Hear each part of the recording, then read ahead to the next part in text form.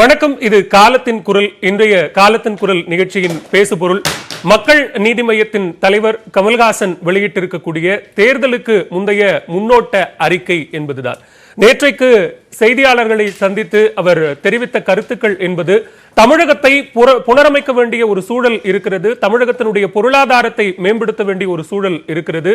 1960 தேவைப்பட்ட ஒரு திராவிட சித்தாந்தத்தை போல தமிழகத்திற்கு தற்போது ஒரு புதிய சித்தாந்தம் தேவை என்கிற ஒரு கருத்தை கமல்ஹாசன் முன்வைக்கிறார். அதே நேரத்தில் ரஜினியோடு கூட்டணி அமைத்து 2021 சட்டமன்ற தேர்தலை சந்திப்பதற்கு தயாராக இருப்பதாகவும் சொல்கிறார். ஏற்கனவே திமுக, அதிமுக போன்ற கட்சிகளோடு கூட்டணி இல்லை, அவர்கள் முன்னெடுக்கிற எந்த போராட்டங்களிலும் மக்கள் நல விவகாரங்களிலும் முன்னிற்பதில்லை, கைகோப்பதில்லை என்கிற ஒரு முடிவுக்கு வந்துவிட்ட சூழலில் தற்போது கூட்டணி என்று வருகிற போதும் கூட ரஜினிகாந்த், கமலஹாசன் என்ற அளவிலேயே அவர்கள் தங்களுக்கான ஒரு கூட்டணியை, மூன்றாவது புதிய அணியை கட்டமைப்பதற்கான முயற்சியை மேற்கொள்கிறார்களா என்கிற கேள்வி கமலஹாசனுடைய முன்னோட்ட அறிக்கையில் இருந்தும் செய்தியாளர் சந்திப்பில் இருந்தும் எழுகிறது. இந்த மூன்றாவது அணியில் ரஜினி, கமல் இணைவது என்பது அஇஅதிமுக மற்றும் திமுகவுக்கான எச்சரிக்கை மணியா, மிரட்டலா என்கிற கேள்வியை இன்றைய காலத்தின் குரல் நிகழ்ச்சி முன்வைக்க இருக்கிறது. நிகழ்ச்சியில் நம்மிடையே அஇஅதிமுக சார்பில் திரு ஜவஹர் அலி, விடுதலை சிறுத்தைகள் கட்சி சார்பில் திரு வன்னியரசு, பத்திரிகையாளர் திரு ஷியாம், பத்திரிகையாளர் திரு வெங்கடேஷ் இருக்கிறார்கள். மக்கள் நீதி மய்யத்தின் சார்பில் திரு கேபிள் சங்கர் இன்னும் சற்று நேரத்தில் நம்மிடையே இணைய இருக்கிறார். வணக்கம். திரு வன்னியரசு, நான் உங்களிடமிருந்தே ஆரம்பிக்கிறேன். கமல்ஹாசனுடைய இந்த அறிக்கை மற்றும் செய்தியாளர் சந்திப்பு, அவர் தெரிவித்திருக்கக்கூடிய இந்த கருத்துக்கள், அவர் முன்வைத்திருக்கக்கூடிய பொருளாதார திட்டம், 1 டிரில்லியன் பொருளாதாரம் என்கிற அந்த பொருளாதாரம், தமிழகத்தை புனரமைக்கணும், நிறைய விஷயங்களை மாற்றங்கள் கொண்டு வர வேண்டும், இளைஞர்களினுடைய சக்தியை அதிகமாக பயன்படுத்தணும் அப்படிங்கிற மாதிரி அவர் வைத்திருக்கிற இந்த முன்னோட்ட அறிக்கையை எப்படி பார்க்கிறீங்க? மரியாதைக்குரிய கமலஹாசன் அவர்களுடைய அந்த அறிக்கை அல்லது அவர் கொண்டு வந்திருக்கிற அந்த செயல் திட்டங்கள் இளைஞர்கள் மத்தியில் அல்லது அவங்க கட்சி சேர்ந்தவர்களுக்கு ஒரு புது உத்வேகத்தை கொடுப்பதற்காகத்தான் நான் பார்க்குறேன். அவங்க கட்சிக்குள்ளே இருக்கிற இளைஞர்களை இல்லை அவங்கள ஃபாலோ பண்ணி வர்ற ஃபாலோவர்ஸை தக்க வைக்கணும் அப்படிங்கிறதுக்கான ஒரு செயல் திட்டமாக தான், அவங்க கட்சிக்கான ஒரு செயல் திட்டமாக தான் நான் பார்க்குறேன்.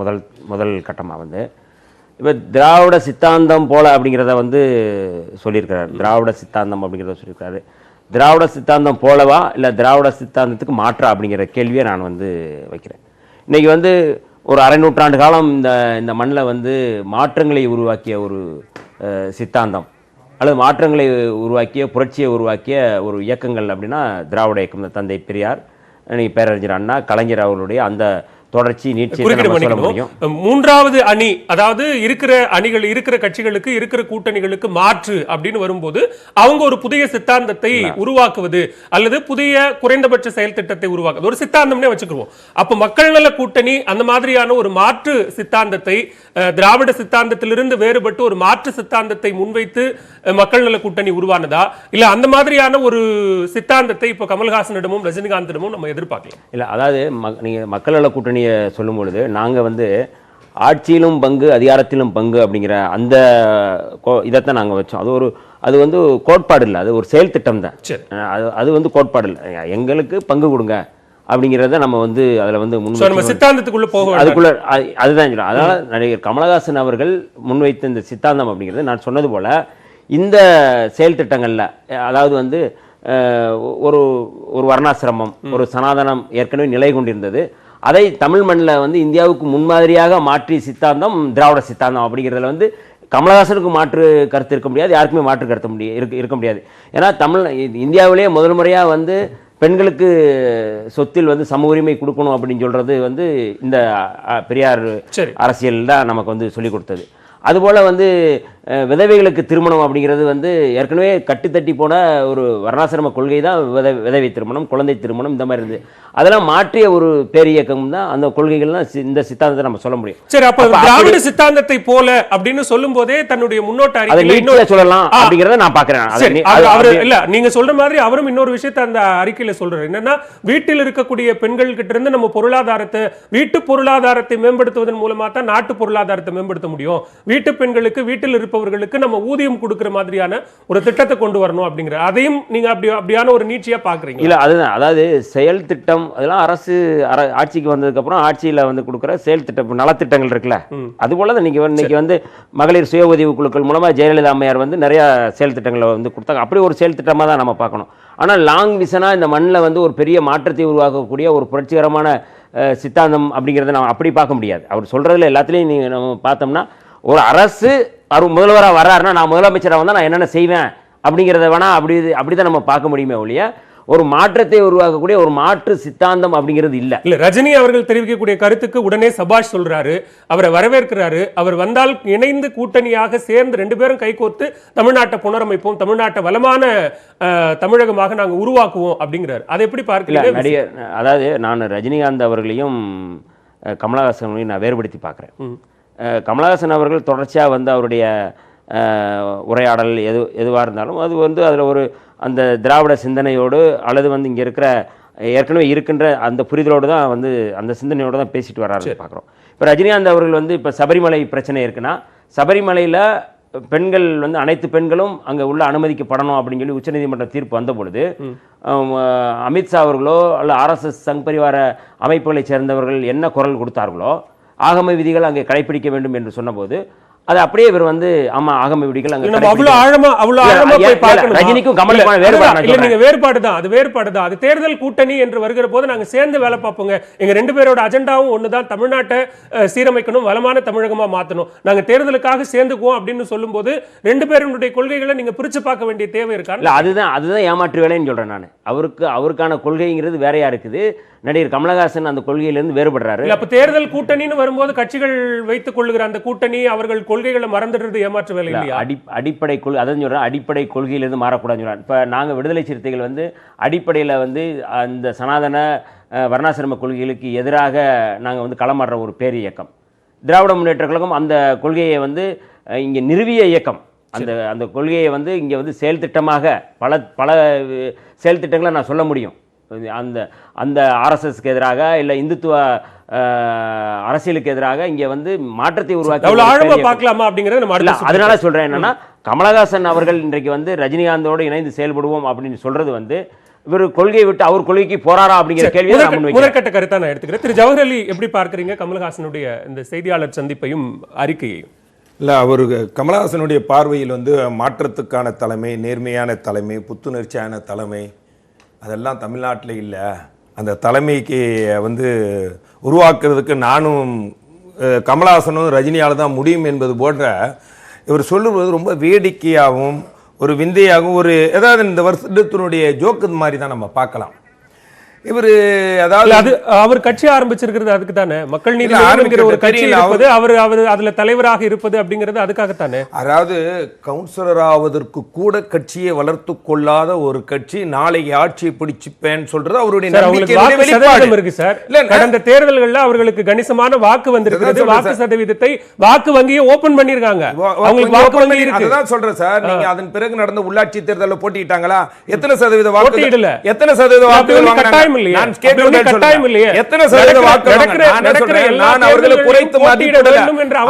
அவர்களுடைய எண்ணத்தை தவறும் என்றும் சொல்லல. அதாவது மக்களுடைய ஆதரவு இல்லாம களத்துக்கே இல்லாம வந்து நம்ம ஆட்சியை பிடிக்கணுங்கிற ஒரு எண்ணத்தில் இன்றைக்கு அரசியல் ஜவஹர் அலி கமலஹாசனுக்கும் மக்கள் நீதி மையத்திற்கும் ஆதரவு இல்ல அப்படின்னு எந்த அடிப்படையில் ஜவஹர் அலி சொல்றாரு? பாராளுமன்ற தேர்தலில் எத்தனை சதவீத வாக்குகள் கிடைச்சது? வாக்கு வங்கி ஓபன் பண்ணிட்டாங்க சார். தமிழகத்தில் ஒரு மாற்று தேவையான முழக்கத்தை தமிழ்நாட்டில் பதிவு செய்யப்பட்ட பல கட்சிகள் வாக்கு வங்கிகளை ஓபன் பண்ணி பல கட்சிகளோடு 10ஓடு இதுவும் ஒன்றுதான். இப்படிதான் நீங்க பார்க்கணும். எத்தனையோ கட்சிகள் இப்போ ஒரு மாபெரும் ஒரு பிம்பமாக ரஜினியை ஊடகங்கள் காட்டிக்கிட்டு இருந்தீங்க, கமலஹாசன் முன்னாடி காட்டிக்கிட்டு இருந்தீங்க, அப்படியே தூக்கி போட்டு உடைச்சு அப்படியே அமைதியாயிட்டீங்க. அவர் பேட்டி தொடங்கி இப்ப ரஜினி எப்படி தூக்கி காட்டிக்கிட்டு இருக்கீங்க, பெரிய வெயிட்டேஜ் கொடுக்குறீங்க. அவர் கட்சி ஆரம்பிச்சு தேர்தல் காலத்துக்கு அப்புறம் அவரையும் அப்படியே போட்டு அமைக்க விட்டுருவீங்க. இதுதான் ஊடகங்கள். இது ஆனால் மக்களோட மக்களாக கிராமம் ஒன்றியம் வரைக்கும் இருக்கக்கூடிய தொண்டர்களை வலிமையான தொண்டர்களாக உற்சாகப்படுத்தக்கூடிய கட்சிகள் திராவிட கட்சிகள் என்பதை நீங்கள் மறந்துவிட. திரு ஜவஹர் அலி, ஒரே நிமிஷம். நம்ம ஊடகங்களை குறை சொல்றது நீங்க சொல்லுங்க, நான் வேண்டான்னு சொல்ல அப்புறம் சொல்லுங்க. திரு ராஜேந்திர பாலாஜி உள்ளிட்ட தமிழக அமைச்சர்கள் பேசுகிற போதெல்லாம் ரஜினி குறித்தும் அஜித் குறித்தும் கமல் குறித்தும் இவர்களை பத்தி தானே அதிகமா பேசுறாங்க. அப்ப அவர்கள் மீதான ஏதோ ஒரு பயம் அவர்களுக்கு இருக்குது அப்படிங்கறத புரிஞ்சுக்க முடியும். பயம்லாம் என்ன சார்? அதிமுக வந்து ஒரு மிகப்பெரிய இரும்பு எஃகு கோட்டை. இவர்கள்லாம் இன்றைக்கு வந்து நேற்று முளைத்த காளான்கள். நீங்க பயம் இல்லை, அவர்களை நீங்க இடம் காட்டி ஒரு கேள்வி கேட்கும் போது பதில் சொல்றாங்க. அதாவது இவர்களுக்கு ஏற்கனவே ஒருத்தர் இளவு காத்த கிளி போல ஒரு நீண்ட காலமாக முதலமைச்சர் கனவுல இருந்து அது நிறைவேறாம இருந்தல, இன்னைக்கு வந்த கூட நாளைக்கு பிடிக்கணும். அது கூட ரஜினிகாந்த் கூட்டணி சிறப்புறாராம். ரஜினிகாந்த் எப்ப கட்சி எந்த மாசத்துல கட்சி ஆரம்பிக்கிறேன்னு சொல்லி உங்களுக்கு தெரிஞ்சிருக்கும். ஜூன் மாசமா ராஜேந்திர பாலாஜி சொன்ன ஒரே ஒரு விஷயத்தை மட்டும் உங்களுக்கு ஞாபகப்படுத்துறேன். திமுகவுடனோ அல்லது அதிமுகவுடனோ கமலஹாசன் கூட்டணி வைக்கலனா அவர் வேற நாட்டுக்கு போயிட்டோம்னு சொன்னது ராஜேந்திர பாலாஜி. அதுக்கு என்ன அர்த்தம்? இல்ல, நீங்க இப்போ வந்து விவாதத்தினுடைய பொருளை மையப்படுத்தி ராஜேந்திர பாலாஜி சொன்ன இல்ல ரெண்டு பேரும் பலூன் நீங்க தான் ஊதி பெரிதாக்குறீங்கன்னு சொல்லும்போது ஏன் அதை தேவையில்லாம அமைச்சர்கள் ஊதிக்கிட்டு இருக்காங்க கேட்கப்பட்ட கேள்விக்கு அவர் அந்த டைம்ல பதில் கொடுக்கிறாரு. நீங்க ரெண்டு பேரும் நீங்க அதிமுகவுடனும் திமுகவுடனும் நீங்க அதே கேள்வியா நீங்க வேற நாட்டுக்கு போயிருங்கன்னு கமல சொல்ல வேண்டிய தேவை ராஜேந்திர பாலாஜிக்கு எங்க இருந்து வந்தது? இல்ல, நீங்க அவர் கேட்கப்பட்ட கேள்விக்கு அவர் எந்த அடிப்படையில் அவர் பதில் கொடுத்தாருன்னா அவருடைய கேள்விக்கு பதிலாக இந்த விவாதத்தை நம்ம எடுத்து பேச வரல. இன்றைக்கு கமலஹாசன் என்ன பேசி இருக்கிறாரு? நான் தான் அடுத்த வந்து எல்லா வகையிலும் நிரப்பக்கூடிய தலைவர், வலிமையான தலைவர், நான் புத்துணர்ச்சி கூடிய தலைவர் சொல்றாரு. இது சினிமாவல்ல. அவர் சினிமாவில் 65 வயதிலும் நீங்க 18 வயது நடிகையோடு நீங்கள் வந்து உரிமை இல்லை நீங்க சொல்றீங்களா? இல்ல அவர் அந்த சினிமாவுல புத்துணர்ச்சி கொடுக்க வேண்டிய விஷயம் இல்ல, அரசியல் களம். மக்களோட களத்துக்கு வந்திருக்கிறார். கமல் களத்துக்கு வந்திருக்கிறார். ரஜினியே களத்துக்கு கூப்பிடுறார்.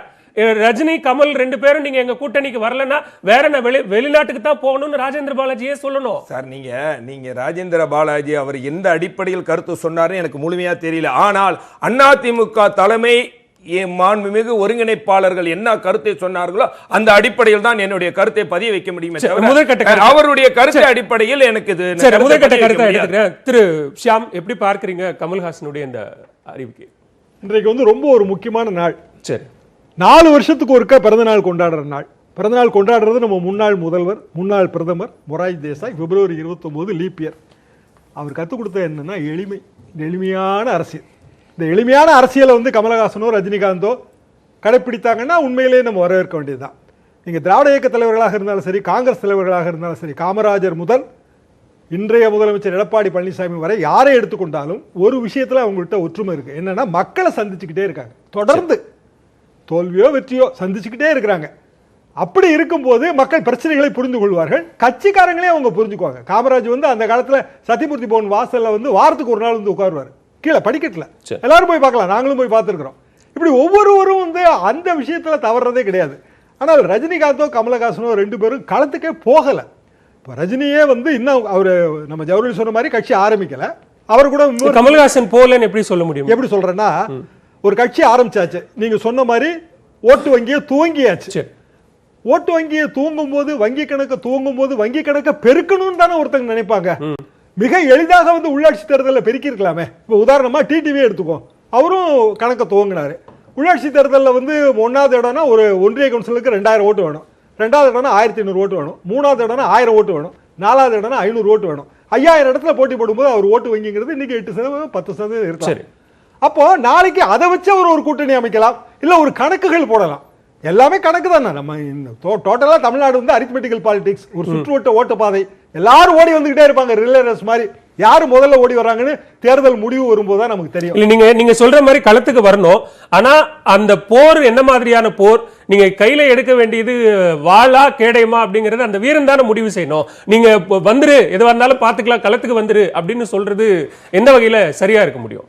வல்லவனுக்கு புல்லும் ஆயுதம்னு கேள்விப்பட்டிருப்பீங்களா? சரி, அப்போ வந்து நீங்க கிராம சபை கூட்டங்களை நடத்துறீங்க. நாங்க தான் வந்து கிராம சபை கூட்டங்களே வந்து புத்துணர்ச்சி ஊட்டணும்னு கமல் சொல்றாரு. அப்ப ஏன் வந்து அந்த கிராமங்களுக்கு வரல? இன்னைக்கு நாங்க கிராம சபையில தீர்மானம் போட்டு தான் சார் உங்களுக்கு வந்து காவிரி பாதுகாப்பு மண்டலமே உருவாயிருக்கு. 100 சொச்சம் கிராமத்துல வந்து நாங்க எங்க பகுதியை சுற்றி காவிரி டெல்டா ஏரியால தீர்மானம் போட்டோம். எல்லாருமே நாங்க வந்து இந்த காவிரி டெல்டா பாதுகாப்பு தான் வரவேற்றோம். கட்சி பேதம் இல்லாம நான் சொல்றேன். நானும் வந்து முதலமைச்சர் எடப்பாடி பழனிசாமியை பாராட்டி இருக்கிறேன். எதற்காக நான் சொல்றேன்னா, அப்படி வரும்போது தான் வந்து நமக்கு வந்து இந்த விஷயங்கள் புரியும்.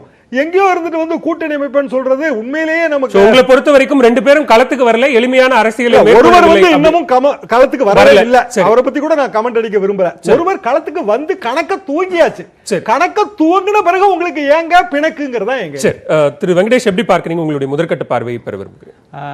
கமல் ரஜினியினுடைய ஒரு இணைப்பு என்பது நடந்தால் நல்லதாக இருக்கும் என்பது முதல் விஷயம். அது நடக்குமா என்பது எனக்கு சந்தேகம் இருக்குது. அது அப்புறம் ஆனால் ரெண்டு பேருக்கும் ஒரு சரியான இணக்கத்துக்கான ஒரு புள்ளி ஒன்று இருக்குது. என்னென்றால் ஒரு நாலேஜ் பேஸ் அப்படின்னு ஒன்று சொல்கிறோம் இல்லையா, ஒரு கட்சிக்கு தேவைப்பட கொள்கை கோட்பாடு, அதற்கான ஒரு அடிப்படையான பின்புலம், இது எல்லாவற்றையும் வகுத்து கொடுப்பதற்கான ஒரு மிகப்பெரிய ஒரு சக்தியாக நிச்சயமாக கமலஹாசன் இருப்பார். இந்த பக்கம் வந்து நிச்சயமாக இவர் வந்து ஒரு பிரபலமான முகமாக மக்களிடம் இல்ல, நீங்க இணைந்தால் நல்லதுன்னு சொல்றீங்க. அந்த நல்லதுங்கிறது வந்து அவங்க ரெண்டு பேருக்குமா இல்ல தமிழ்நாட்டுக்கா? தமிழ்நாட்டுக்கு சரி, தமிழ்நாட்டுக்கு நல்லது உண்மையிலே. ஆனால் இணைய மாட்டார்கள்ன்றது தான் என்னுடைய தனிப்பட்ட கருத்தும் கூட. ஆனால் இணைந்தால் நல்லதுங்கிறதுக்கான நான் காரணம் ஏன் சொல்கிறேன்னா, ஒருத்தர் வந்து அறிவுபூர்வமான தகவல்களை கொண்டு வந்து ஒரு எதிர்கால திட்டங்களை கொண்டு வந்து அந்த மாதிரியான ஒரு அறிவு தளத்தில் இயங்கக்கூடியவர், இன்னொருத்தர் வந்து பப்ளிக்காக இயங்கக்கூடிய ஒரு பாப்புலரான இயங்கக்கூடிய ஒரு நபர். இந்த இரண்டு நபர்களும் சேருவார்களே ஆனால் So, நீங்க சொல்ற அந்த அறிவுத்தளத்தில் இயங்கக்கூடிய நபர் கமலஹாசன், பாப்புலர் தளத்தில் இயங்கக்கூடியவர் ரஜினிகாந்த், அப்படிதானே? ஆமா, இந்த ரெண்டும் சேரும் பொழுது நிச்சயமாக ஒரு ஒருங்கிணைந்து வேலை செய்யும் பொழுது நமக்கு என்ன விதமான எதிர்காலத்திற்கான தேவைப்படக்கூடிய திட்டங்கள் என்ன விதமான ஒரு வளர்ச்சி திட்டங்கள் என்ன, எப்படி அதை அறிமுகப்படுத்த வேண்டும், கொண்டு போக வேண்டும் என்பதற்கான வழிமுறை ஒருத்தரிடம் இருக்கும். அதை கொண்டு போய் சேர்ப்பதற்கான பாப்புலாரிட்டி இன்னொருத்தரிடம் இருக்கும். இது இரண்டு பேருமே சேர்ந்து வேலை செய்தால் அது நல்லபடியாக இருக்கும் என்ற நம்பிக்கை எனக்கு So, இருக்கு. இதுவரைக்கும் இந்த மாதிரியான ஒரு சிஸ்டம் தமிழ்நாட்டுல நடக்கல, அல்லது அந்த மாதிரி ஒரு சிஸ்டத்தை உருவாக்கி அதை செயல்படுத்த முடியல, இவங்க தான் அதை உருவாக்க போறாங்க அப்படின்னு புரிஞ்சுக்கலாம். இதுவரைக்கும் நம்ம எப்படி இருந்திருக்கோம் அப்படின்னு கேட்டீங்கன்னா, இந்த பாப்புலர் முகங்கள் மட்டும்தான் முன்னாடி இருந்திருக்கின்றன. நீங்கள் அது வந்து அரசியல் கட்சிகள் அத்தனை பேரும் பார்த்தீங்கன்னா அந்த பாப்புலர் முகங்கள் தான்.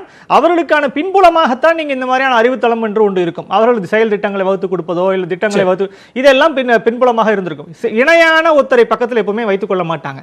அது வந்து நடந்தது கிடையாது. இப்போ ஒருவேளை இன்னைக்கு இந்த தேதியில நீங்க 21 தேர்தலை வந்து மனசுல வைத்துக்கொண்டு இப்படிப்பட்ட ஒரு கூட்டணி இரண்டு பேருமே வைத்துக் கொண்டார்கள் என்றால் அந்த மாதிரியான ஒரு சிக்னிபிகண்டான ஒரு காம்பினேஷனாக அது இருக்கும் அப்படின்னு நீங்க சொல்ற மாதிரி ஒண்ணு அறிவாக இருக்கிறவர் மட்டுமே நேரடியா களத்துக்கு வந்துட்டாலோ இல்ல பாப்புலரா இருக்கிறவர் தனியா களத்துக்கு வந்துட்டாலோ, ரெண்டு பேரும் தனித்தனியா வந்துட்டா அது பலன் தராது அப்படின்னு புரிஞ்சுக்குவா? இல்ல, என்னன்னா ரெண்டு பேருமே ஒரு அடிப்படையான விஷயத்துல இருந்து வராங்க. என்னன்னா இங்க இருக்கக்கூடிய இப்ப வன்னியரசு அவர்கள் எழுப்பின கேள்வி ஒரு மிக முக்கியமான கேள்வி. அதனால தான் அந்த பிரிவு நான் என்ன சொல்றேன், அவர் வந்து திராவிட இயக்கத்தினுடைய தொடர்ச்சியாக நீங்க கமல் இருக்கிறாரா இல்ல திராவிட இயக்கத்திற்கான மாற்றாக இருக்கிறாரா அப்படிங்கிற ஒரு கேள்வி இருக்கு இல்லையா.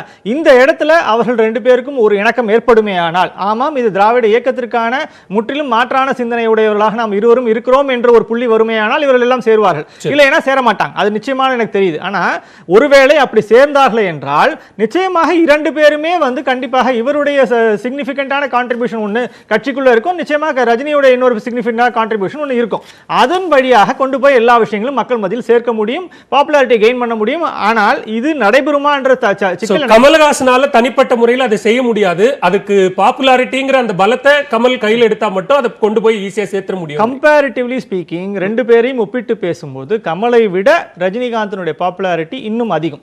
இயல்பாகவே அங்கேருந்து வருவதற்கான ஒரு கேபிள் சங்கர் எப்படி பார்க்கறீங்க? மக்களோடு சின்ன விளக்கம். அதாவது வெங்கடேஷ் சொன்ன கருத்துல இருந்து முற்றிலும் மாறுபடுறேன். எப்படின்னா காமராஜர், பக்தவச்சலம், அண்ணா எத்தனையோ முகங்கள் வந்து நமக்கு வந்து பாப்புலர் முகம் கிடையாது. ஈவன் நான் திருமாவளவனும் ரொம்ப சின்ன இளைஞரா நான் பார்த்திருக்கிறேன். இன்னைக்கு வந்து ஒரு பெரிய இயக்கத்தை வச்சிருக்காரு, கிராமத்து முகம், அவரு பெரிய இளைஞரை வச்சிருக்காங்க. அப்படி தேவையே இல்லை, பாப்புலர் முகம் தேவையே இல்லை. திரு எடப்பாடி பழனிசாமி எடுத்துக்கோம், அவர் வந்து ஒரு பாப்புலர் முகத்துல இருந்தா வரல. அதிமுக என்னோட வரலாற்றுல நான் அவரை பார்த்ததே கிடையாது. ஆக பாப்புலர் முகம்லாம் தேவையில்லை. இல்ல, நீங்க சட்டமன்ற உறுப்பினர்களோட ஆதரவோட முதலமைச்சர் ஆயிட்டாரு. அவர் மக்களை சந்திக்கணும். மக்களிடமிருந்து கிடைக்கக்கூடிய அந்த பாப்புலாரிட்டி, அங்கிருந்து அறுவடை செய்யக்கூடிய விஷயத்தை தான் கமல்ஹாசன் ஒரு தளத்துல, அறிவு தளத்துல கமல்ஹாசன் இருக்கிறார், பாப்புலர் தளத்துல ரஜினி இருக்கிறார். அவங்க ரெண்டு பேரும் சேரும் போது அதை ஈஸியா அறுவடை பண்ணிடலாம் அப்படின்னு தான் அவர் சொல்றாரு. அப்படி பாத்தீங்கன்னா பல தேர்தல்களில் வந்து திரு ஸ்டாலின் அவர்களும் வெற்றி பெற்றிருக்காங்க, திரு எடப்பாடி பழனிசாமி அவர்களும் வெற்றி பெற்றிருக்காங்க. அப்ப அதை எந்த தளத்துல கேபி சங்கருடைய முதற்கட்ட கருத்தை பெற விரும்புகிறேன். மக்களோடு கூட்டணி, மக்கள் பலம் இருக்கிறது, மக்கள் ஆதரவு இருக்கிறது அப்படின்னு சொல்லிட்ட பிறகாக ஏன் கூட்டணிக்கு அழைக்கணும்? மற்றவர்களுடைய பலத்தை, கரத்தை எதுக்கு எதிர்பார்க்கணும்? இல்லைங்க, இது ஒரு அரசியல். இப்போ இவங்க எல்லாருமே வந்து ஒரு ஃபார்மேட்டான ஒரு விஷயங்களை வந்து செயல்பட்டு இருக்காங்க. இத்தனை வருஷமாக இருக்கிற அரசியலில் இப்படிலாம் நடந்திருக்கு, இப்படிலாம் பண்ணணும்னு நினச்சிருக்காங்க. அதுக்கு மாற்றாக ஒரு விஷயத்தை முயற்சி பண்ணும்போது இது விளங்காதுன்னு சொல்கிறதுன்றது இயல்பு தான். ஸோ கமல் மக்கள் நீதி மையம் வந்து இந்த கட்சியை ஆரம்பிக்கும் போது கேட்ட கேள்விகளில் வந்து இதெல்லாம் ஆரம்பிக்கவே மாட்டாங்கன்ற விஷயம் இருந்துச்சு. அதெல்லாம் தாண்டி வந்தாச்சு இப்போது. ஸோ இதெல்லாம் ஓட்டு வாங்க முடியுமான்னாங்க. ஒரு ஒரு குறிப்பிட்ட சதவீத ஓட்டு வாங்கியாச்சு. மக்கள் வந்து ஆதரவுக்கு மாற்றம் தேவை. இப்போ பத்திரிகையாளர் ஒருத்தர் வந்து இவர் சொல்கிறாரு, இவருடைய கான்ட்ரிபியூஷன் வந்து கண்டிப்பாக மக்களுடைய மாற்றத்துக்கு தேவையான விஷயம் வந்து கமல் மூலமாக கிடைக்கும்ன்ற நம்பிக்கை இருக்குன்றாரு. கூட வந்து ஏன் கூட்டணி கேட்டீங்க கூப்பிட்றாங்கிறீங்க. அவர் பாராளுமன்ற தேர்தலில் தனியாக நிற்கும் பொழுதே அவர் வந்து சொன்ன விஷயம் என்னென்னா, நீங்கள் யாராவது எனக்கு ஆதரவு தெரிவிக்கிறதா இருந்தால் வாங்கன்னு தான் கூப்பிட்டாரு. யாரும் நீங்கள் வரவானான்னு சொல்லவே இல்லை. ஸோ அதே முறை தான் இப்போது ஒரு மகத்தான கூட்டணி தான் இப்போ எதிர்காலத்தில் வரக்கூடிய ஒரு தேர்தலை சந்திக்கிறதுக்கான ஒரு நல்ல விஷயமா இருக்கும். அதனால சேர்ந்து செய்யப்படுறது நல்லதுன்னு நினைக்கிறாரு. இதில் என்ன தவறு இருக்குதுல்ல? இப்போ எல்லாருமே வந்து ஒவ்வொரு தேர்தலையும் வந்து மாற்றி மாற்றி கூட்டணி வச்சவங்க அதெல்லாம் பார்த்துட்டு தான் வந்து நீங்க சொல்றது நான் ஒத்துக்கிறேன். கேட்டை ஓபன் பண்ணி தான் வச்சாரு அப்படிங்கறத நான் ஒத்துக்கிறேன். நீங்க கடுமையா தமிழகத்தில் இருக்கக்கூடிய கட்சிகளையும் கூட்டணி வைத்த எல்லா கட்சிகளையும் கடுமையா விமர்சிச்சிட்டீங்க. அழுக்கு ஊழல் அப்படின்னு கடுமையான ஒரு விமர்சனத்தை வச்சதுக்கு பிறகாக மக்கள் கிட்ட தான் நேரடியா போக போறேன்னு சொன்னப்பறம் ஏன் கேட்டை ஓபன் பண்ணி வைக்கணும்? அதுக்கான தேவை என்ன? ஈவன் 2021 நீங்க அப்படியான ஒரு கூட்டணி வந்தா ஏத்துக்குவோம் அப்படிங்கிற அந்த கூட்டணி மனப்பான்மை ஏன் இப்போ இப்போ ரஜினியோடைய கருத்துக்கு வழிமொழிஞ்சதுனால நாளைக்கே வந்து ரஜினியோட கட்சியோட வந்து இணைஞ்சு செயல்பட போறாங்கன்னு தமிழகத்தோட எதிர்காலத்திற்காக நிச்சயமாக நல்லது நடக்கும் தான் நாங்க 2 பேரும் சேர்ந்து இணைந்து செயல்படுவோம் சொல்லிருக்குது. என்ன தவறு இருக்குதுல்ல? இல்ல தவறு இருக்குன்னு சொல்ல வரல. நீங்க இதற்கு முன்னதாக சொன்ன அதே வார்த்தைகளை மீண்டும் நினைவுபடுத்தி பாருங்க. நீங்க கூட்டணிக்கான கதவுகளை திறந்து யார் வேண்டுமானாலும் வரலாம்னு சொல்றீங்க. அதே நேரத்தில் தமிழகத்தில் இருக்கிற எல்லா கட்சிகளுக்குமான ஒரு முத்திரையை நீங்க குத்துறீங்க. முத்திரை கொடுத்தப்பட்டாலும் நான் யாரை சேர்த்துக்கிறேன்றது ஒரு விஷயம் இருக்கு இல்லையா? அன்னைக்கு தானே நீங்க வந்து அன்னைக்கு சொன்னீங்களா இன்னைக்கு சொன்னீங்களான்னு கேள்வி கேட்க முடியும். நீங்க அன்னைக்கு உங்களை பத்தி இப்படி சொன்னீங்களே, நீங்க உங்களை சேர்த்துக்கிறீங்களேன்னா என்ன காரணத்துக்கு சரி? இப்ப நீங்க ஒன்னும் சேரல. அது சேர்ந்ததுக்கு அப்புறம் நம்ம ஏசியமாவே நம்ம வந்து சில விஷயங்கள் சரி ஏசியமா பேச வேண்டாம். மக்கள் நீதி மையம் சேர்த்து கொள்ளுகிற நிலைமையில் இருக்கிறதா அல்லது சேர்ந்து கொள்ளுகிற நிலைமையில் இருக்கிறதா? இல்ல சேர்த்து கொள்ளுற நிலைமை தான் இருக்கு நிச்சயமா. இல்லன்னா இந்த கூட்டம் இந்த ரஜினிகாந்த் மக்கள் நீதி மையம் ஏற்றுக்கொள்ளும், கமல்ஹாசன் ஏற்றுக்கொள்வார். மற்றபடி உங்களுக்கு லிஸ்ட்ல வேற யாரும் இல்ல. இல்லைங்க, அது தேர்தல் நெருக்கணுங்க தான் நம்ம விஷயம் இருக்கு. இப்ப இவங்க எல்லாருக்குமே இங்க இருக்கிற எல்லாருக்குமே எல்லா கட்சிக்காரங்களுக்குமே இவங்களெல்லாம் நீங்க சொல்ற மாதிரி ப்ரீமெச்சூர்டா இருக்கட்டும், ஏசியமா இருக்கட்டும், நான் என்ன சொல்றேன்னா அப்படி இதுவரைக்கும் நீங்க ஒரு செட்டப்ல இருந்திருக்கீங்க, இப்படியான ஒரு அரசியல் இருந்திருக்கீங்க, ஒரு மாற்றை நாங்கள் முன்வைக்கிறோம்ங்கறீங்க. அந்த மாற்றுக்கு நீங்கள் கை காட்டுகிற முதல் ஆள் ரஜினிகாந்த். ரஜினிகாந்தோடு கூட்டணி வைப்பார், பாட்டாளி மக்கள் கட்சி கூட்டணி வைக்கும்னு தமிழருவி மணியன் சொன்னார். அதற்கு ராமதாசும் எந்த மறுப்பும் சொல்லல, ரஜினிகாந்தும் எந்த மறுப்பும் சொல்லல. அப்படியான ஒரு சூழல்ல ஒரு மூன்றாவது அணி அமையும். அது மக்கள் நீதி மையம், ரஜினிகாந்தினுடைய புதிய கட்சி, பாட்டாளி மக்கள் கட்சி. அப்படி புரிஞ்சுக்கவா? இல்ல அதுவும் நீங்க வந்து ஒரு இதுல தானே சொல்றீங்க. எதுக்குமே வந்து ஒரு கட்சி ஆரம்பிக்கணும். முதல்ல ரஜினிகாந்த்ன்றவர் கட்சி ஆரம்பிக்கணும். கட்சி ஆரம்பித்தால் எங்க 2 பேருக்கும் ஒரு தமிழகத்துக்கான ஒரு நல்ல விஷயம் நடக்கணும்னு நினைச்சேன்னா நாங்க கண்டிப்பா இணைந்து செயல்படுவோம் தான் சொல்லியிருக்காரு. தவிர சரி நான் இப்படி புரிஞ்சுக்கிறேன். நீங்க சொல்றதுல இருந்து நான் இப்படி புரிஞ்சுக்கிறேன். திரு கமல்ஹாசன் அவர்களுடைய தலைமையில யாராவது வந்தா சேர்த்துக்கிடுவோம். ஆனா நாங்க போய் இன்னொரு தலைமையில ஒரு கூட்டணி கட்சியாக 10ஓட 11ஆக நாங்க சேர மாட்டோம். கண்டிப்பா மாட்டார்னு நம்புறேன். எங்க கட்சி தலைவரோட அறிக்கை அப்படிதான் இருக்கு. இல்ல இதுல அவர் இதுவரை இதுகாரும் இருந்த ஃபார்மேட்டுக்கு மாறி அப்படின்னு சொல்லி சொல்றாங்க. மக்கள் நீதி மையம் தான் அவர் நம்முடைய மரியாதைக்குரிய நான் பெரிதும் மதிக்கக்கூடிய அண்ணன் கேபிள் சங்கர் அவர் சொல்றாரு. அப்போ ஃபார்மேட் அப்படின்னா பழைய ஃபார்மேட் எதுவும் இல்லை, புது ஃபார்மேட் தான். அந்த போலவும் இல்லை, அதுவும் இல்லை. அப்போ வந்து புது ஃபார்மேட் என்னன்னா, இப்போ நாங்கள் இப்போ சிஏக்குன்னா நாங்கள் வந்து தொடர்ச்சியாக நாங்கள் போராடுறோம். மக்கள் விரோத அரசினுடைய மக்கள் விரோத திட்டங்கள், அதிகார வர்க்கத்தினுடைய மக்கள் விரோத திட்டங்கள் எல்லாத்துக்கும் எதிர்த்து நாங்கள் போராடுறோம். இவங்க எதுவுமே போராடுறது ஒரு புது ஃபார்மேட்டா இருக்கும்னு நான் நினைக்கிறேன். இதுவரை எதுவும் இதுவரை எங்காவது நீங்க ஒரு போராட்டம் நடத்திருந்தீங்கன்னு சொல்லுங்க. மக்களுக்கு ஆதரவா நீங்க வந்து குடிநீர், சாதாரண குடிநீர் பிரச்சனை. இப்ப நாங்க விடுதலை சிறுத்தைகள் ஒரு நிமிஷம் டாஸ்மாக் எங்க இருந்துச்சுன்னா உடனே போய் அந்த முற்றுகையிட்டு நாங்க வந்து அதை எரிச்சு, நான் 1 மாதம் காலம் எரிச்சிட்டு உள்ள போய் சிறைக்கு இருந்துட்டு வந்த தோழர்கள் தான் நாங்கெல்லாம். அப்ப அப்படியான எந்த ஃபார்மேட்டும் இல்லாத ஒரு புது ஃபார்மேட்னு சொல்லுங்க, நாங்க அதை ஏத்துக்கிறோம். என்ன போராட்டம் நடத்தலன்றீங்க நீங்க வந்து?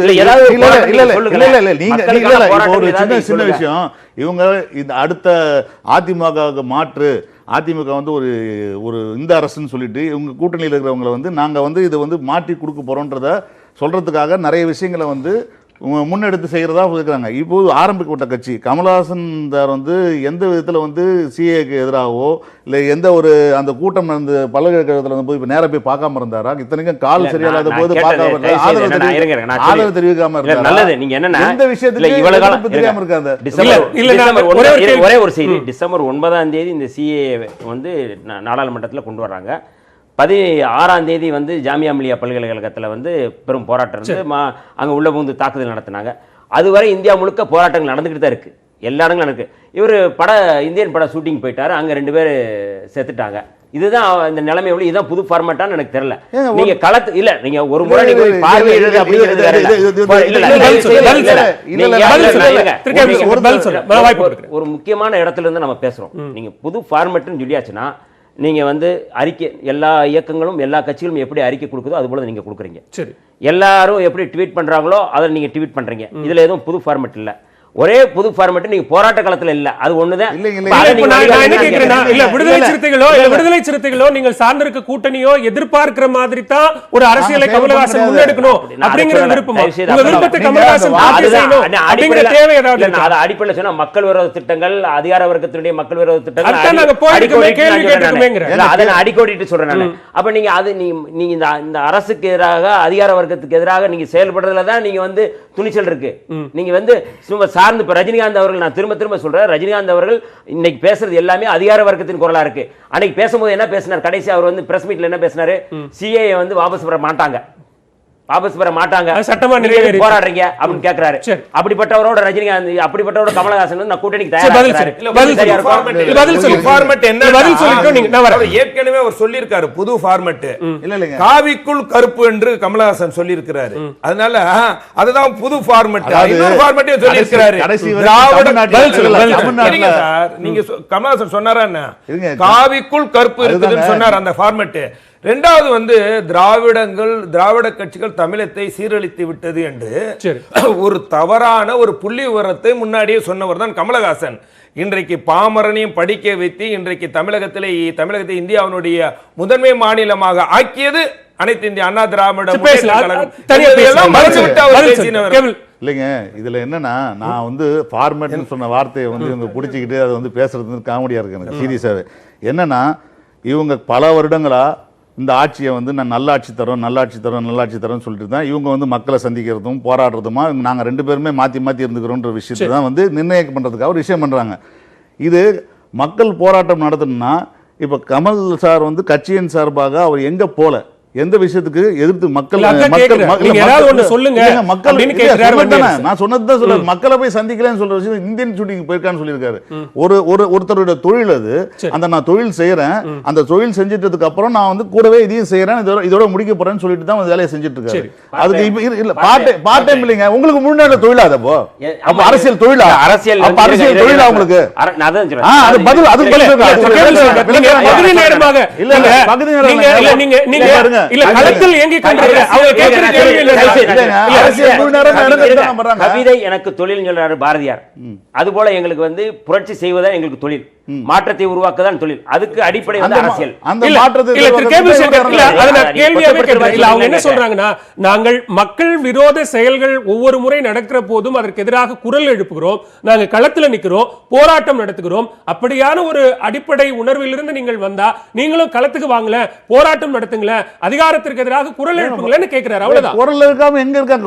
எல்லாத்துக்கும் குரல் எழுப்பிட்டு தானே இருக்காங்க. நீங்க அரசியலுக்கு வந்ததுக்கு அப்புறம் அவர் மக்கள் விரோத விஷயத்துக்கு எதுக்கு குரல் எழுப்புன்னு சொல்லுங்க பார்க்கலாம்.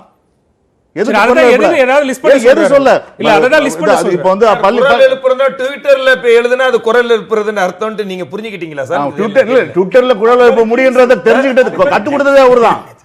ட்விட்டர்ல குரல் எழுப்புனா இவ்வளவு பேருக்கு ரீச் ஆகும்னு தெரிஞ்சதே அவர்தான். அவர் வந்ததுக்கு அப்புறம் தான் எல்லா தலைவரும் பட்டியல் மட்டும் சொல்றேன், அது மட்டும் தயவு செய்து சொல்லுங்க. மேட்டுப்பாளையத்தில் 17 பேர் வந்து கொல்லப்பட்டார்கள். நான் திரும்ப சொல்றேன், நான் தெளிவாகவே பேசுறோம். தீண்டாமை சோற்றால் கொல்லப்பட்டார்கள். அதற்கு வந்து விடுதலை சிறுத்தைகள் போராட்டம் நடத்தினோம், அந்த களத்துக்கு போனோம், எல்லாமே போராடினோம். நீங்க திருப்பி கேட்பீங்க, நீங்க நினைக்கிற இடத்துக்குலாம் வருவாங்களான்னு கேட்டுறாதீங்க. இந்த இடத்துக்கு வந்து அது குறித்து பேசலாம். ஆனால் அவசரமாக அவர்கள் முதல் அறிக்கை கொடுத்துட்டு மறுதடவை வந்து அது வந்து அந்த அறிக்கைக்கு வந்து வேற ஒரு அறிக்கை கொடுத்தாங்க. முதல் அறிக்கை என்ன கொடுத்தாங்கன்னா, அவசரமாக கவனமாக செயல்பட வேண்டும் அப்படின்னு ஒரு அறிக்கை கொடுத்துருந்தாங்க. இது மழைக்காலங்களில் கவனமாக அரசு செயல்படணும்னு சொன்னாங்க. ஆனால் அது திட்டமிட்டு 17 பேர் கொல்லப்பட்டார்கள் அப்படின்னு சொன்னதுக்கு அப்புறம் தான் அதுக்கப்புறம் ஒரு காலேஜுக்கு வந்து புது ஸ்டூடெண்ட் ரேகிங் பண்ற மாதிரி பண்றீங்களா? அனுபவம்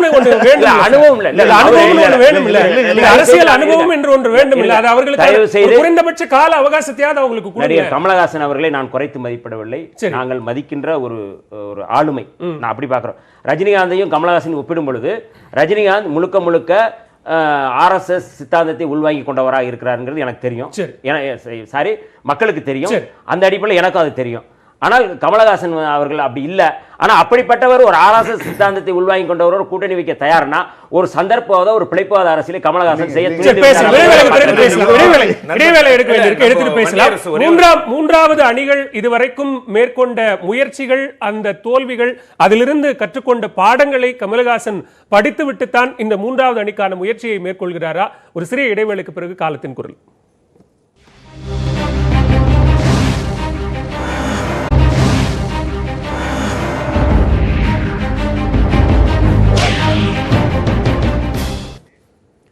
காலத்தின் குரல் தொடர்கிறது. திரிஷாம், இதுக்கு முன்னாடி மூன்றாவது அணி முயற்சி தமிழகத்தில் நடந்திருக்கிறது. மக்கள் நல கூட்டணி, அதற்கு முன்னதாக வைகோ மேற்கொண்ட முயற்சி, அதற்கு முந்தைய முயற்சி, இதிலிருந்தெல்லாம் இருந்த பாடத்தை கமலஹாசன் படிப்பாரா, படித்திருக்கிறாரா? இந்த மூன்றாவது அணி என்கிற அந்த முயற்சியை அவர் மேற்கொள்ளுகிற போது அதில் இருக்கக்கூடிய சாதக பாதகங்களை அவர் ஆராய்வதற்கான வாய்ப்புகள் இருக்கிறதா? கமலை பொறுத்த வரைக்கும் அவர் நிச்சயமாக படித்திருப்பார். ஏனென்றால் அவர் ஒரு புத்தக புழு, புத்தக விரும்பியும் கூட படித்திருப்பார். இந்த புள்ளி விவரங்கள் அவருக்கு தெரியாததாகவும் இருக்காது. மூன்றாவது அணியோட அதிகபட்ச முயற்சி என்பது ஒரு 18% ஓட்டு 2014 மக்களவை தேர்தல், பிஜேபி கூட்டணி. இப்படிதான் நம்ம அதை பார்க்க வேண்டும். ஆக ஒரு 20% வாய்ப்பு இருக்கிறது தமிழ்நாட்டில். அதை நான் இல்லைன்னு சொல்லவே மாட்டேன். யார் யார் அப்படிங்கிறது தான் பாயிண்ட். அப்போ நம்ம கால்குலேட் பண்ணும்போது ஏற்கனவே நிரூபிக்கப்பட்ட வாக்கு வங்கி இருந்தால் தான் நம்மளால கணக்கு போட முடியும்.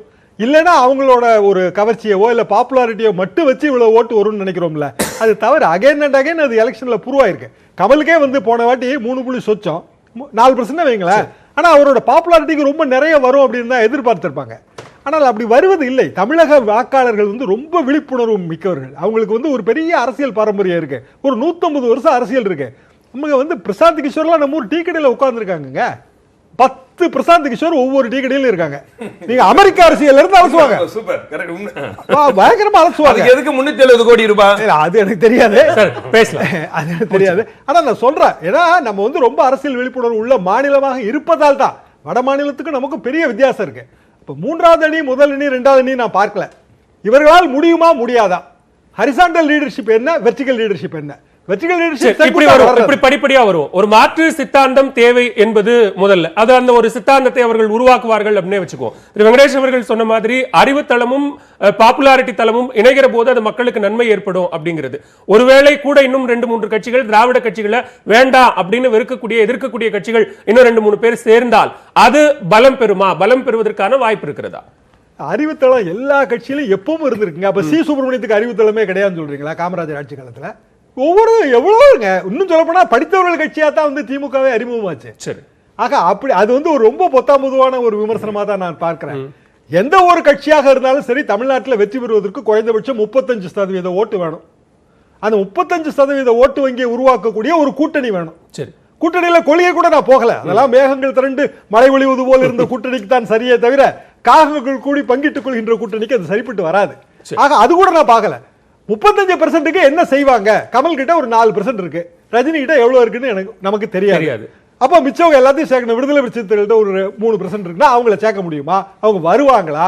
இப்படி ஒவ்வொருத்தரும் ஒண்ணு கமிட்டா இருக்கிறாங்களே. அதிமுக கூட்டணியில் இருக்கவங்க இப்ப பாமக வருமா? சரி, இப்ப இதெல்லாம் செய்யணும் அப்படின்னா முதல்ல அவங்க சித்தாந்தத்தை கிளாரிஃபை பண்ணணும். அவர்களுக்குள்ள ஒரு தெளிவு வேணும், ஒரு கிளாரிட்டி வேணும் அப்படிங்கறத நம்ம பார்க்கலாமா? இன்னும் ஒரு தெளிவற்ற சூழல்ல தான் கமல் தன்னுடைய முயற்சிகளை மேற்கொண்டு வருகிறார் அப்படின்னு பார்க்கலாமா? இதெல்லாம் செய்யணும்னா ஃபர்ஸ்ட் கட்சிக்காரன் விட்டு கருமாதி, காதுகுத்து, கல்யாணம் எல்லாத்துக்கும் போகணும். போக தயாரா இருக்கிறீங்களா?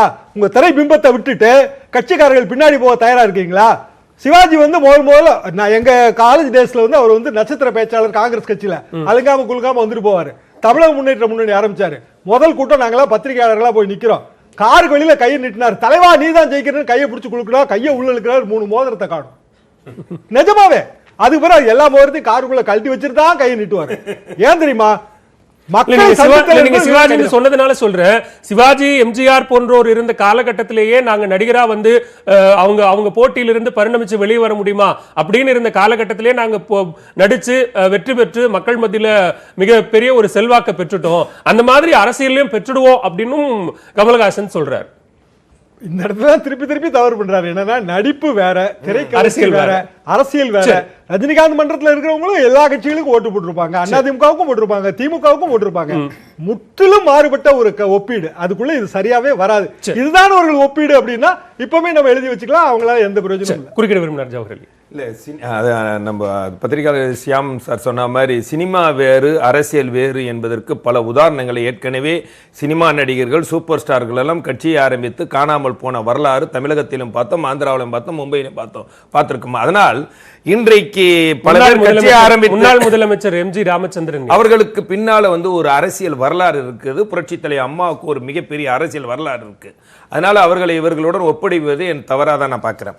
அதுக்கு முன்னாடி நம்ம சகோதரர் வன்னியரசு போற போக்குல ஒரு தவறான ஒரு கருத்தை பதிய வச்சாரு. 17 பேர் கொல்லப்பட்டார்கள் என்று. ஏன்னா அது அந்த விபத்தை அது சரியான முறை சட்டப்பூர்வமான நடவடிக்கை எடுத்து அவர்கள் கைது செய்யப்பட்டு நீதிமன்றத்தில் வழக்கு நடக்குது. நான் என்ன சொன்னேன், ரிட்டையர்ட் ஆனதுக்கு அப்புறம் கட்சியை ஆரம்பிக்கிறதும் இன்றைக்கு அதாவது பல பேர் கட்சி சர்டிபிகேட் கொடுக்குறீங்க, பல பேர் கட்சி ஆரம்பிச்சு மன்னாரம் கம்பெனி போல நீங்க ஏன் சர்டிபிகேட் கொடுக்குறீங்க? நீங்க ஏன் சர்டிபிகேட் கொடுக்குறீங்க? இல்ல திரு ஜவஹர் அலியோ அதிமுகவோ கமலஹாசனுக்கும் ரஜினிகாந்துக்கும் நீங்க இந்த வயசுல தான் அரசியலுக்கு வரணுங்க, இந்த வயசுல தான் அரசியலுக்கு நல்லது பண்ணணும், நீங்க ஏன் சர்டிபிகேட் கொடுக்குறீங்க? அதற்கு அவர்களுக்கான தகுதியும் உடல் தகுதியும் திறனும் இருந்தா அவங்க செஞ்சுட்டு போறாங்க. அதுல உங்களுக்கு என்ன பிரச்சனை? எங்களுக்கு எந்த பிரச்சனையும் இல்ல, வாங்கன்னு சொல்றேன். we are waiting. ஆனா நீங்க ஒரு பெரிய பிம்பத்தை காட்டுறீங்களா, அததான் நாங்க சொல்றோம். நீங்க இப்பயும் கட்சி ஆரம்பிச்சதற்கு பிறகு கூட நீங்க சினிமா துறையிலே ஒவ்வொரு முறையும் 6 மாசத்துக்கு ஒரு படத்துக்கு ஒரு விஷயம் சொல்றேன் சார். அரசியல் என்பது ஒரு தொழிலாக நினைத்து வரக்கூடாது. அரசியல் தொழில் என்பதை விட்டுவிட்டு இது மக்களுக்காக சேவை மனப்பான்மையோட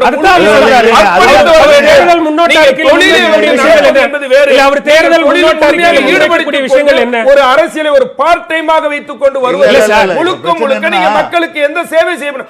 உங்களுடைய நோக்கம் முழுக்க முழுக்க சேவை செய்வதற்கு வந்தன முதலமைச்சர் சீட்டில் உட்காரணும் என்ற அடிப்படையில் தான் நீங்க தமிழகத்தை கம்பெனி நடத்துபவர்கள் எல்லாம் இப்படி கட்சியை ஆரம்பித்து காணாமல் போன வரலாறு போலதான் இன்றைக்கு பல பேருக்கு உருவாக போறது. அதனுடைய மீண்டுமா முன்னாள் முதலமைச்சர் எம்ஜிஆர் தான் உங்களுக்கு உதாரணம் சொல்லணும். அவரும் முதலமைச்சர் ஆகும் வரை அவரும் பார்ட் டைம் அரசியல்வாதி தான். இல்ல இல்ல நீங்க இல்ல நீங்க எப்படி சொல்ல முடியும்? நீங்க ஆமா சார் இல்ல ஆமா சார் நீங்க சார் நீங்க எப்படி இல்லன்னு நீங்க எப்படி சொல்லலாம்? இல்ல அன்றதுக்கு முன்பாகவே அவர் திராவிட முன்னேற்ற கழகத்தில் முழுமையாக ஈடுபடுத்திக் கொண்டு மக்களோடு இருந்து களத்தில் இருந்தவர்.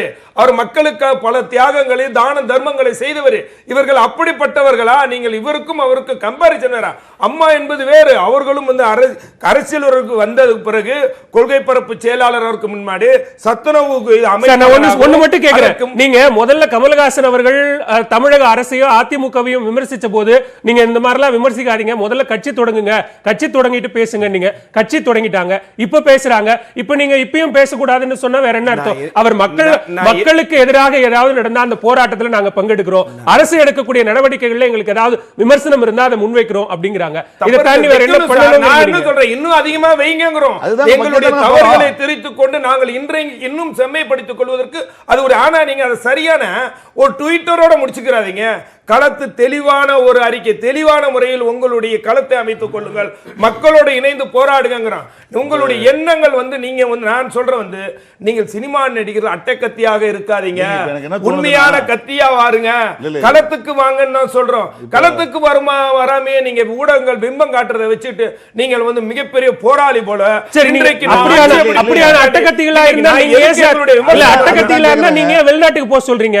அப்படியான அட்டகத்திகளா இருந்தா ஏன் வெளிநாட்டுக்கு போக சொல்ல வேண்டிய தேவை என்னன்னா, இன்றைக்கு ஆளுமை மிக்க தலைவர் தமிழகத்தில் இல்லை என்று சொல்லும் பொழுதுதான் எங்களுடைய அது விமர்சனம். நீங்க சொல்லுங்க, இருக்காங்கன்னு சொல்லுங்க. அவர் தகுதியான தலைமை வேண்டும், நேர்மையான தலைமை வேண்டும், நியாயமான தலைமை வேண்டும்னா உங்களுக்கு வேணா இல்லாம போல, எங்களுக்கு இருக்காங்கன்னு நீங்க சொல்லுங்க. சினிமாவில் இருக்கக்கூடிய அந்த நேர்மையை அவருக்கு முதல்ல காப்பாற்றுறதுக்கும் நிலைநாட்டு சார், அது தொழில், அது அவரோட தனிப்பட்ட தொழில். ஒழிப்பதற்கு முதல்ல அந்த களத்தை அமைக்க சொல்லுங்க சார், அது அவரோட தனிப்பட்ட தொழில் சார். இன்றைக்கு மக்களுக்கான பெண்களுக்கான அத்தனை திட்டங்கள் உலகத்துக்கு உதாரணமாக பல திட்டங்களை கொண்டு வந்திருக்குமே, இதை விட என்ன செய்ய முடியும்? எத்தனை திட்டங்கள் இன்னைக்கு பதில் சொல்லு. சொல்லிக்கிட்டே இருக்கலாம். நாசக்காரக திட்டங்களை எல்லாம் நீக்கிவிட்டு இன்றைக்கு டெல்டா மாவட்டங்களை பாதுகாக்கப்பட்ட வேளாண்மை மண்டலமாக சரி, பதில் சொல்லு. அறிவிக்கப்பட்டது. பதில் சொல்லு. அத்திக்கடவு அவிநாசி திட்டமாக திருக்கே இருக்கட்டும், விஷயம். குடிபராமரிப்பு பதில் திட்டமாக சொல்லு. இன்றைக்கு தமிழகத்தை எப்படியெல்லாம் முன்னேற்ற முடியும், அதை விட என்ன ஒரு ஆளுமை மிக்க தலைவர். பதில் சொல்லு. அதிமுக சார்பா வந்து மாநில தலைவர் வந்து இதெல்லாம் இன்னும் நல்லா பண்ணணும், நல்லா இது பண்ணினாதான் நல்லது அப்படின்னு சொல்லி ஆசைப்படுறாரு பார்த்தீங்களா. அதையெல்லாம் நினைக்கும் போது எனக்கு என்ன தோணுதுன்னா, போற போக்கில் வந்து இதெல்லாம் தலைவர் பண்ணி ஒன்று இப்போதானே ஆரம்பிச்ச கட்சி தண்ணி வரும்போது கூட்டணி கூட வந்துருவாங்கன்னு நினைக்கிறேன் அதிமுக எங்களோட. ஏன்னா அவர் ஆசைப்படுறாரு, ஏன்னா அவர் வந்து இந்த தலைவர் இப்படி இருக்கணும்னு சொல்லி மாறணும்னு நினைக்கிறாரு, இந்த மாதிரி ஒரு தலைவர் வேணும்னு நினைக்கிறாரு. தலைவரா வாங்க அவருடைய ஐடியாலஜில ஒரு தலைவர்னா இப்படி எல்லாம் இருக்கணும், இப்படி எல்லாம் வாங்க வந்தா நல்லது நல்லது தானே நானும் சொல்றாரு. அப்போ நல்லது தானே வாழ்ந்த போது அப்ப எங்களோட இணக்கமா இருக்கிறதுக்கான எல்லா விஷயம் அவர்கிட்ட இருக்குன்னு நினைக்கிறேன். ராஜேந்திர பாலாஜியோட குரலாக எடுத்துக்கிறேன்.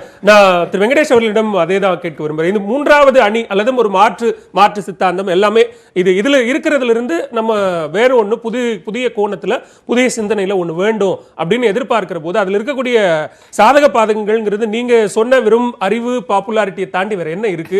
அதை கமலாலும் ரஜினியாலும் செய்ய முடியுமா? சார், பொதுவாக நம்முடைய பழைய வரலாறு எல்லாமே நமக்கு சொல்லுவது இந்த மூன்றாவது அணி என்பது என்றைக்குமே வெற்றி பெற்றதில்லை. அது நேரடியாக நம்ம புரிந்து கொள்கிறோம். அது வந்து ஒரு பெரிய சிக்கலாக அந்த இடத்துல இருந்து நம்ம ஆரம்பிக்கிறோம். அதில் எனக்கு மாற்று கருத்தே கிடையாது.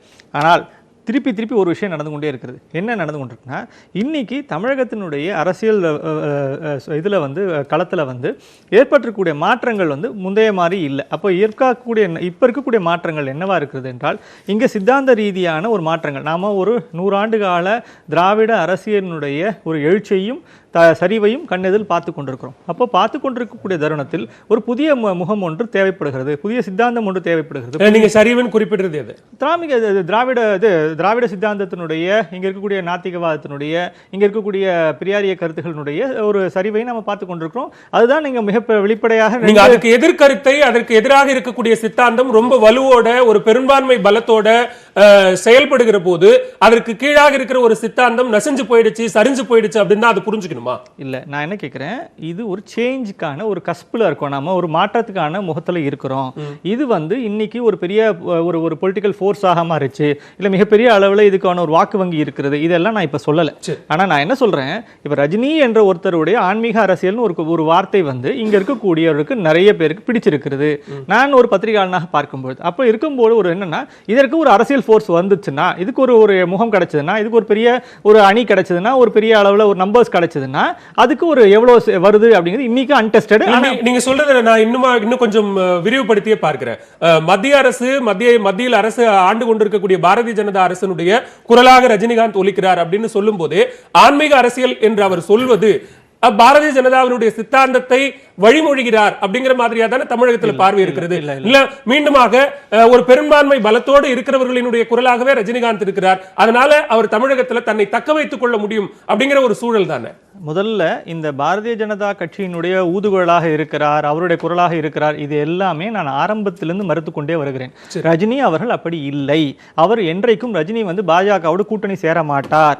பாஜகவினுடைய அரசியலோடு அவருக்கு எந்த விதமான ஒட்டுறவும் இருக்காது. இதை நான் தெளிவா சொல்கிறேன், ஆரம்பத்திலிருந்து சொல்லிக் கொண்டிருக்கிறேன், இன்றைக்கும் சொல்கிறேன். அடிப்படையில் அவர் தமிழகத்தில் இருக்கக்கூடிய தேசிய சிந்தனையாளர்களை ஒருங்கிணைக்கக்கூடிய புள்ளியாக மாறிக்கொண்டிருக்கிறார். இந்த தேசிய சிந்தனை என்பது இங்க இருக்கக்கூடிய பிராந்திய சிந்தனைக்கும் மாநில சிந்தனைக்கும் எதிரான ஒரு கருத்தியலை இங்கே கொண்டிருக்கிறது. அதை அவர் ஒருங்கிணைக்கக்கூடிய புள்ளியாக மாறிக்கொண்டிருக்கிறார். அதற்கு ஒரு அரசியல் ரீதியான ஒரு அணிதிரட்டலை செய்து கொண்டிருக்கிறார். அதற்கு போதுமான எண்ணிக்கை வருமா தெரியாது. சரி, அப்போ கமலஹாசனும் ரஜினிகாந்தும் இந்த இடத்துல வேறுபடுறாங்க அப்படின்னு நான் புரிஞ்சுக்கிறேன். இவர் வெறும் பிராந்திய நலனையும் பிராந்திய முன்னேற்றத்தை மட்டுமே பேசுகிறார், இவர் கொஞ்சம் தேசிய நீரோட்டத்தோடு அதை கலந்து பார்க்கிறார். அப்படின்னும் போது ரெண்டு பேருமே இந்த இடத்துல வேற மாட்டாங்க. இதுதான் நான் சொன்னேன் முதல் ரவுண்ட்ல, நான் சொன்ன போதே இதைத்தான் சொன்னேன். இவர்கள் இருவரும் சேரமாட்டார்கள் நான் சொல்றதுக்கான அடிப்படை காரணமே இந்த சித்தாந்த ரீதியான ஒரு பார்வை மாற்றம் இருவருக்கும் இருக்கிறது. ஆனால் ஒருவேளை நீங்கள் வந்து இங்கே தமிழகத்தில் இருக்கக்கூடிய திராவிட அரசியலுக்கு மாற்றாக இருவரும் வருவார்களே என்றால், அந்த ஒரு புள்ளியில் சேர்வார்களே என்றால் வேறு விதமான ஒரு கூட்டணி அமையும். ஆனாலும் திருப்பி சிக்கல் என்னென்றால், இரண்டு பேருக்குமே முரண்பட்ட கருத்துகள் இருக்கக்கூடிய ஒரு பார்வையோடு தான் இருக்கிறார்கள். அதனால் அவர்களால் இணைந்து செயலாற்றுவது என்பது சாத்தியம் இல்லை. திருவன்னியர், இங்க இருக்கக்கூடிய தற்போதைய சித்தாந்தம் அல்லது தமிழகத்தை கட்டமைத்த வளர்ச்சிக்கு கொண்டு வந்த ஒரு சித்தாந்தம் என்பது சரிவை நோக்கி இருக்கிறது அப்படின்னு. அதாவது அவர் மரியாதைக்குரிய பத்திரிகையாளர் வெங்கடேஷ் அவர்கள் அந்த ஆர்எஸ்எஸ் சித்தாந்தம் தான் வந்து சரியான சித்தாந்தம் அப்படிங்கிறது சொல்ல வர்றாரு. ஏன்னா திராவிட சித்தாந்தம்ங்கிறது ஆரிய சித்தாந்தத்துக்கு எதிரானது, நேர் எதிரானது. நாங்கள்லாம் படிக்கக்கூடாது, நாங்கள் கோயிலுக்குள்ளே போகக்கூடாது, நாங்கள்லாம் வந்து மேலிடங்கள், அதாவது கல்வி வேலை வாய்ப்புகளில் வந்து வரக்கூடாது அப்படிங்கிறது தான் வந்து இல்லை நான் சொல்லி தயவு செய்து நான் உங்களை தனிப்பட்ட முறையில் நான் சொல்லலை, சித்தாந்தத்தை மட்டும்தான் சொல்கிறேன். அப்போ அப்படிப்பட்ட சூழலில் திராவிட இயக்கம் வந்து உருவாகி நீதி கட்சியிலேருந்து உருவாகி இன்றைக்கி வந்து ஒரு ஐஏஎஸ் ஐபிஎஸ் சமூக நீதி கொள்கை, இடஒதுக்கீட்டு கொள்கை, இது எல்லாமே இன்றைக்கி நடைமுறைப்படுத்தப்பட்டு எங்களை போன்றவர்கள் இன்றைக்கி வந்து முன்னுக்கு வந்திருக்கிறோம் அப்படின்னா அந்த புரட்சிகர கொள்கைகள் தான். ஆனால் ஆர்எஸ்எஸ்னுடைய சித்தாந்தம் அப்படிங்கிறது சமூக நீதி கொள்கைக்கு எதிரானது, நேர் எதிரானது. ஒட்டுமொத்தமாக இடஒதுக்கீடு காலி செய்ய வேண்டும் என்கிற கொள்கையை உள்வாங்கி கொண்டதான் அந்த ஆர்எஸ்எஸ் சித்தாந்தம். அப்ப அப்படிப்பட்ட சித்தாந்தம் தான் வந்து ரஜினிகாந்த் கொண்டு வர போறாரு அப்படிங்கறத அவர் வந்து சொல்ல வர்றாரு. அது வெளிப்படையா அவர் ரஜினியினுடைய ஆன்மீக அதுல இருந்து வேறுபடுகிறார் கமல். ரெண்டு பேரும் சேர்றதுக்கு வாய்ப்பு இல்லைன்னு அவர் சொல்றாரு. ஏற்கனவே பாரதிய ஜனதா கட்சி அந்த அரசியலோடு செயல்படுது. சரி, பாரதிய ஜனதா கட்சிக்கு எப்பவுமே என்னன்னா ஒரு சப்ஸ்டிட்யூட் தேவைப்படுவாங்க, ஆல்டர்னேட்டிவ் இல்ல. திராவிட இயக்கங்களுக்கான ஆல்டர்னேட்டிவ் கொண்டு வர முடியாது. பாரதிய ஜனதா கட்சிக்கு சப்ஸ்டிட்யூட் எப்பயுமே வச்சுக்கிடுவாங்க. அதுல ஒருத்தர் ரஜினிகாந்த். அதாவது நீங்க இல்லங்கிறது எப்பவுமே அதுக்கான உரிமை அவருக்கு இருக்கு, அது உரிமை இருக்கு. ஆனா எனக்கு அதை சொல்றதுக்கு உரிமை இருக்குல்ல. அது எந்த இடத்துல வந்து நாங்க வந்து அவர் சப்ஸ்டிட்யூட்டா இருக்கிறாருங்கிறத நான் வந்து புள்ளி விவரங்களோட நான் சொல்லுவேன்ல. அப்ப அந்த அடிப்படையில் நான் பேசுறேன் நான்.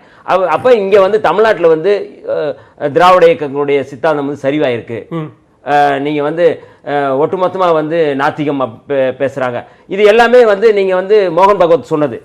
மோகன் பகவத்தும் ஹச்ராஜா என்ன சொல்றாங்க, பெரியார் சிலையை உடைக்கணும் அப்படின்னு சொல்லி சொல்றாங்க. அதைத்தான் வந்து நம்முடைய ஆசிரியர் வெங்கடேஷ் அவர்கள் சொல்றாரு. அவங்க வந்து அரசியலா சொல்றாங்க, இவர் வேற ஒரு பூடகமா சொல்றாங்க. சரி, திரு கேபிள் சங்கர், இப்போ இந்த மாதிரியான ஒரு சித்தாந்த ரீதியிலான முரண்பாடுகள் இருக்கக்கூடிய சூழல்ல ஒரு மாற்று சித்தாந்தம் இல்ல புதிய சித்தாந்தம் ஒன்னு உருவாகணும் அப்படின்னு சொல்றீங்க. பொருளாதார ரீதியிலாக நீங்கள் முன்வைக்கக்கூடிய விஷயங்கள், 1 ட்ரில்லியன் பொருளாதாரம், இது எல்லாமே ஒரு எம்டி லேண்ட்ல விவசாயம் செய்து விடலாம், நம்ம வந்து இங்க பயிர் செஞ்சு மிக பெரிய அளவுல இதெல்லாம் சரி பண்ணிடலாம் அப்படிங்கிற அந்த மாதிரியான ஒரு கனவா? இல்ல, கனவு இல்லைங்க. நீங்க ஒரு விஷயத்தை ஆரம்பிக்கிறோம், உங்களுடைய செயல்பாடு என்ன, உங்களோட ஐடியாலஜி என்னன்னு கேட்கும்போது எனக்கு இதையெல்லாம் செயல்படுத்தணுன்ற ஒரு எண்ணம் இருக்கு. இந்த எண்ணத்தை நான் வந்து செயல்படுத்தணும். பொருளாதார ரீதியாக வந்து தமிழ்நாட்டை வந்து இந்த மாதிரி ஒரு இதை மாற்றணுன்றது ஒரு தொலைநோக்கு பார்வை. அந்த என்னுடைய நான் வந்து அரசியல் வந்திருக்கேன். இந்த அரசியல் வந்து நான் வந்து செயல்படுத்த போகிற விஷயம் வந்து இதுதான்றது சொல்கிற விஷயம் இது. இப்போ நிறைய பத்திரிகைகள் வந்து இந்த 1 ட்ரில்லியன் மேட்டர் பற்றி தமிழ் பத்திரிகைகள் வரவே இல்லை, ஆங்கில பத்திரிகைகள் மட்டும்தான் வந்திருக்கு. ஸோ எது பரபரப்பாக இருக்கோ அதை பற்றி தான் பேசிட்டு இருக்காங்க. ஒருவேளை ஆங்கில பத்திரிகைகளுக்கு தமிழ்நாட்டினுடைய நிதி சூழலும் நிதி சுமையும் தெரியாம போயிருச்சோ? இல்ல, எதுக்கு அது டிஆர்பி ரேட்டிங் மாதிரி தான் அது. எதுவும் தமிழக அரசு சமீபத்தில் தாக்கல் செய்த பட்ஜெட்ல 4,56,660 கோடி ரூபாய் கடன். உங்க தலையிலேயே என் தலையிலேயே 57,500 ரூபாய் கடன் இருக்குது. அப்படியான சூழல்ல நம்ம 1 ட்ரில்லியன் பொருளாதாரம் என்கிற ஒரு மாற்றை முன்வைக்கிற போது அதுக்கான சாத்தியக்கூறு என்னன்னு நம்ம சொல்லணும். இல்ல, அது சாத்தியக்கூறுக்கு தான் அவர் சொல்லியிருக்காரு. அதெல்லாம் வந்து இந்த மாதிரி இண்டஸ்ட்ரி 50 இண்டஸ்ட்ரியில் இண்டஸ்ட்ரியில் என்னென்ன பிரச்சனைகள் இருக்கு, யாரெல்லாம் இன்வெஸ்ட் பண்றதுக்கான பிரச்சனைகள் இருக்கு, புதுசா வந்து ஸ்டார்ட் அப் நம்ம உருவாக்கணும், தொழிலதிபர்களை உருவாக்கணும், சின்ன சின்ன தொழிலதிபர் உருவாக்கணும், அதுக்கு மானியமா வந்து சப்போர்ட் செய்யும்னு சொல்லியிருக்காரு. அவர் முன்னெடுக்கிற விஷயம் தான் அது. தொலைநோக்கு பார்வையா அதை வந்து இம்ப்ளிமெண்ட் பண்றதுக்கான விஷயம் தானே அது. 1 ட்ரில்லியன் நோக்கி போறதுக்கான முதலடி அது. சரி, பண்ணாமலையே. ஒரே ஒரு கேள்வி, காவிரி பாதுகாப்பு மண்டலம் பத்தி திரு கமல் அவர்களின் கருத்து என்னங்கிறத கேபிள் சங்கர் சொல்லலாம். கமல் அவர் தான் சொல்லணும். நீங்க கமல் அவர்களின் கருத்தை வந்து நான் எப்படி சொல்ல முடியும்? அவர் கண்டிப்பா உலகத்துல எந்த நாடாவது எந்த மாநிலமாவது கடன் வாங்காம இருக்குதா? இன்னும் சொல்ல போனா இந்தியாவில் இருக்கக்கூடிய மாநிலங்கள் பல மாநிலங்கள் உற்பத்தியினுடைய திறனுக்கு மேலே, அதாவது 25% மேலே கடன் வாங்கிய மேற்கு வங்காளம், பல மாநிலங்கள் உதாரணமாக. ஆனால் நாம குறிப்பிட்ட ரிசர்வ் வங்கி சொல்லி இருக்கக்கூடிய 25%க்குள்ளே இருக்கிறோம். இன்னும் சொல்ல போனால் அன்றைய காலகட்டம் இந்தியாவிலே அதிகமாக வந்து பட்ஜெட் போடக்கூடிய 2வது மாநிலம் தமிழகம். 1,92,000 கோடி. எல்லா மாநிலங்களும் கடன் இல்லாத கடன் நான் சொல்லிட்டேனா? கடன் இருக்கா இல்லையா? இருக்குது. ஆனா இருக்கிற கடன் எந்த அளவுக்கு மக்கள் நல திட்டங்கள் போயிட்டு இருக்கு. அப்படியான ஒரு பொருளாதாரத்திற்கு ஒரு மாற்றை அவங்க முன்வைக்கிறாங்க. இல்ல, அப்படியான ஒரு பொருளாதாரத்திற்கு ஒரு மாற்றம் முன்வைக்கிறாங்க. அப்ப அந்த கேள்வி அவர்களை நோக்கியது. கடன் இருக்குங்கிறதுக்காக, அதாவது வாய் ஜாலத்தில் என்ன வேணாலும் சொல்லலாம்.